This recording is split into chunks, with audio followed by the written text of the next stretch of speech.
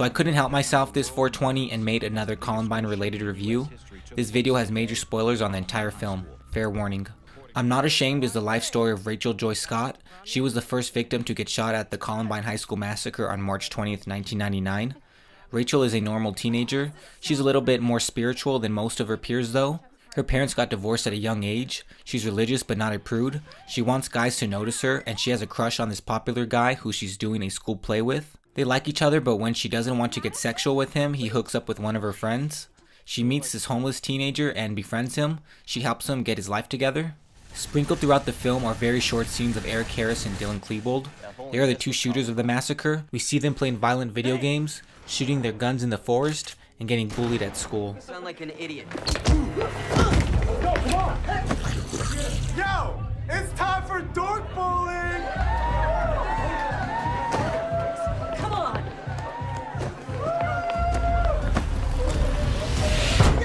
The film ends with Rachel talking to a fellow student named Richard Castaldo about his parents getting divorced.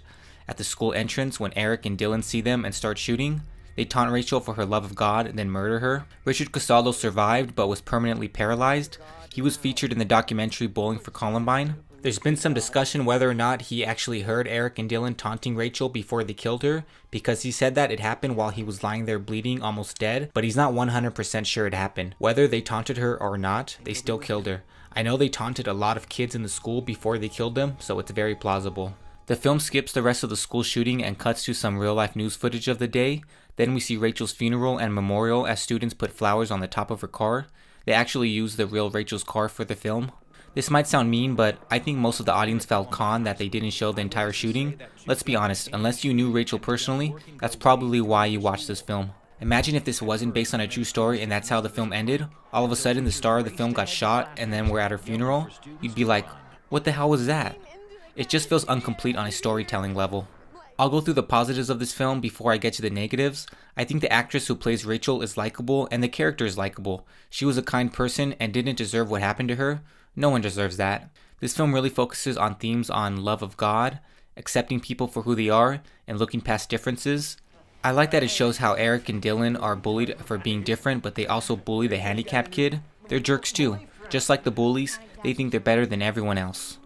The actors who play Eric and Dylan are good enough. We barely spend any time with them though.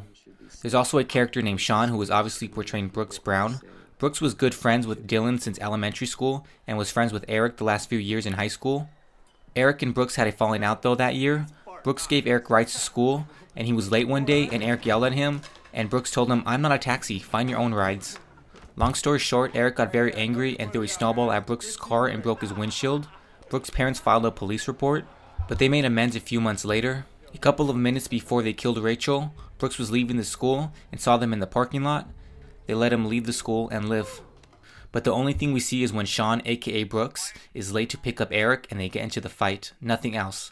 Well, we do see a scene where Sean talks to Rachel about faith and religion. That also really happened.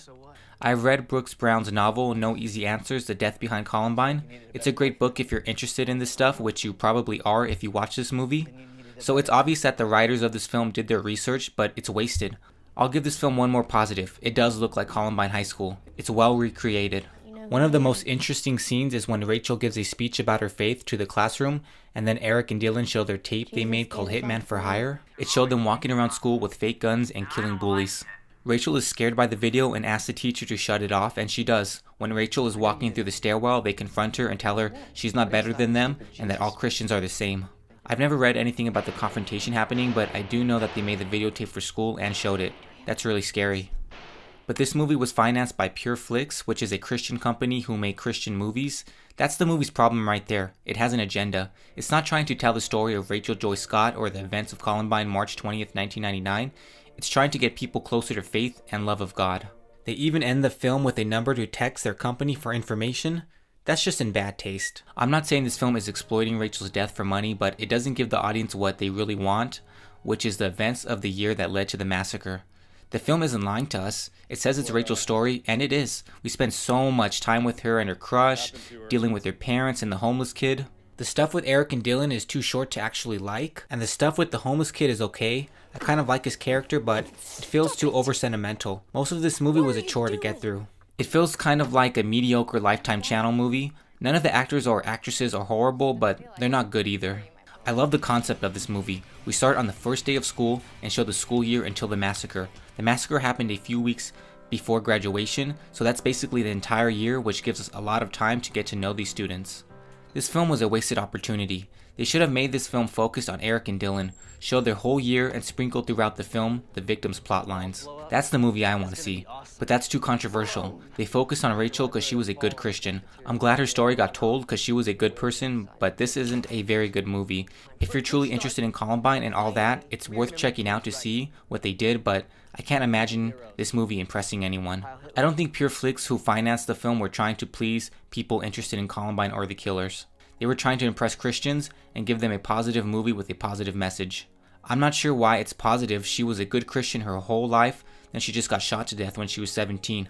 It's a sad story, but the film isn't made well enough to evoke that sadness. So that's my review on I'm Not Ashamed. I'm Jacob from Cinema Junkies. Thanks for watching, keep watching, and don't forget to subscribe to this channel, hit that like button, and follow me on Instagram, cinemajunkies_. Don't forget the underscore.